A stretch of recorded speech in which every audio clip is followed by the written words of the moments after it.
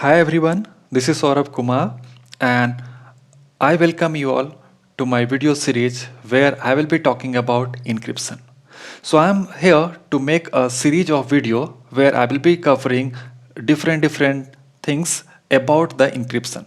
So first of all I would like to show you what are the topics I am going to cover in this entire video series. So I will be talking about the introduction of encryption, then some of the terms which is being used with the encryption. Then I will be talking about attack types on encryption. What are the basic type of attack which generally attacker or hacker may apply on encrypted data to get it decrypted. Then I will be talking about some of the cryptography techniques, and I will be showing you the comparison between substitution and transposition cipher with an example. Then I will be talking about some of the cipher like seizure cipher, like Playfair cipher, Wigner cipher. And while explaining these different cipher, I will be always having some example of plain text, and I will show you how easily you can use this cipher to convert or to transform a plain text into cipher text. Then I will be also showing you the comparison between the stream cipher and block cipher. And finally, I will be talking about encryption algorithms such as DES, AES, RSA, and Diffie-Hellman key exchange. So let's start. First of all, I would like to go with the introduction part of encryption. Before I start even encryption, I would like to tell you that we all are having some of the confidential data and we want to keep it secret. We don't want to disclose it with anyone.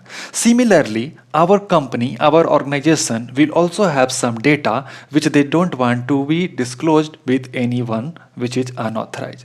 So what is encryption is actually, it is the process which will help you to encode a message or information in such a way so that only authorized party can access it, but all the unauthorized person or computer will not have access to it.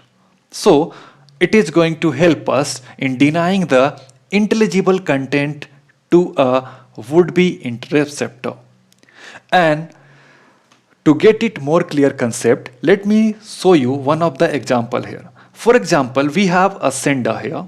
That guy is maybe having name of Bob, and here we have a receiver. Maybe her name is Alice. Bob want to send some information, maybe a message or maybe a data. So that data by default is being stored here into the clear text. So maybe Bob want to send a message. So the message he want to send is just in a clear text, that is hi. If he sends this message in a clear text over the internet or over the network, any attacker or any hacker who is sitting over the network can easily do some kind of sniffing, some kind of packet sniffing, and he will get to know what kind of text or data he is trying to send. Now to protect from such kind of attack, we need to use encryption there. So he will be using some kind of key here. He will be using some key on it, and by using this key, the data will become encrypted. And now the message may look something like this. Maybe it will be looking like percentage, hash, dollar, something encrypted format. So this, what he has done is, he has done the encryption here. And after doing the encryption, this data will be sent over the internet or over the network. So now if an attacker is doing packet sniffing, he will be getting this message and he cannot get the real message because he or she is not having the key which has been used to encrypt or which he require to decrypt this data. Now once this message reach to the Alice computer, the message will be again looking like this. So the message is going to be, for example here, percent hash dollar. But she will be using a process which is called as a decryption. And again, she requires the key. By using this key, she is going to get the clear text message which was sent by the Bob, that is hi. So this side we are using the decryption. So now I guess you have understood what is the meaning of encryption or decryption is? Encryption is helping us to protect our data so that only authorized person or authorized computer will have access to it. We know about the CIA triad, which is covering about confidentiality, integrity, and availability. So when we talk about the confidentiality, we use encryption to make our data confidential. So one more line about the encryption is, it is when you are using the encryption process, the message which is in a clear text, we call it as a plain text. So this one we will be calling as a plain text. But once it has gone with the encryption process, we have used encryption algorithm, and then whatever data you get, that data we call it as a ciphertext. So again, at the receiving end, the receiver will first receive the ciphertext, he will use the decryption process, and then he will get the plain text data. So I hope you understood about the encryption now. Now I'm going to talk about some of the terms. So there are three terms. First is encryption, as I explained you about the encryption and decryption. So here you see another example. We have a plain text. I use some key. We use some algorithm, and then it becomes the ciphertext. So the process of transforming the plain text into ciphertext, this process we call it as an encryption. And when you have a ciphertext and then you are transforming it to the plain text, that process is known as decryption. And for both process, we need key.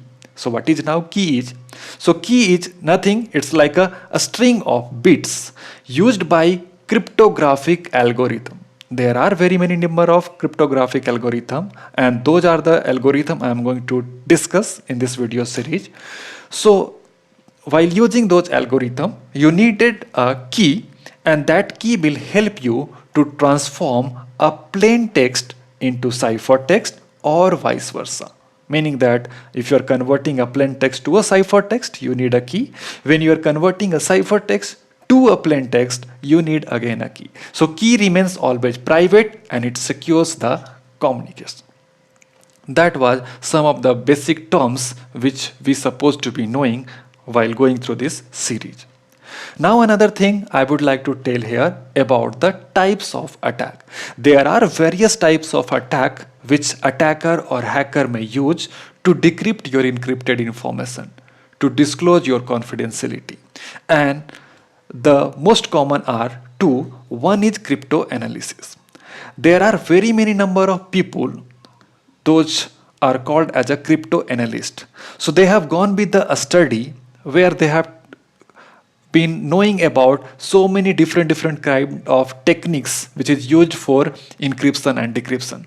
So the guy who is expert in these things, the guy who is having sufficient knowledge about the cryptography, he will be able to read, he will be able to decrypt your ciphertext into plain text.